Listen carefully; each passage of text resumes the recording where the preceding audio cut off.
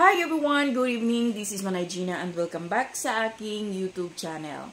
So guys, for today's video, pag-usapan natin si Kim Chiu at si Vong Navarro.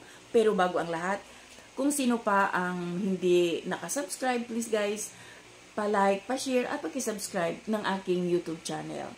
So yan guys, alam nyo ba na usap-usapan ngayon at sobrang trending ngayon si Vong Navarro at si Kim Chiu dahil nga sa kanilang sinabi kanina sa It's Showtime. Kung ano yon, ito yon. Panoorin natin guys.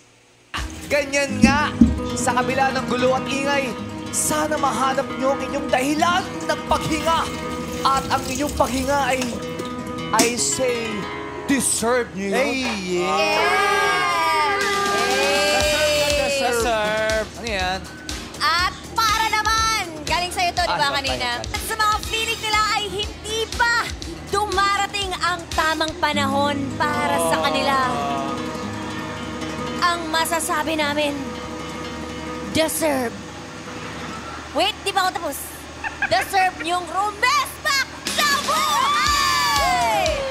Yes, that is so right! Tulad ng ating Grand Press backers na deserve nilang mahangaan sa kanilang giting at tapang.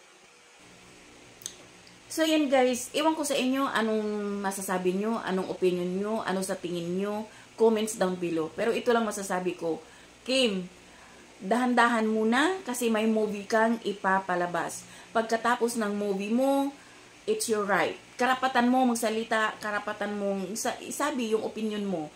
Kasi may kanya-kanya naman tayong mga pananaw. Pero sa ngayon, dahan-dahan muna iha, kasi nga yung movie mo baka malagay sa alanganin. Diba? So yun lang guys. Thank you for watching. Bye. God bless everyone.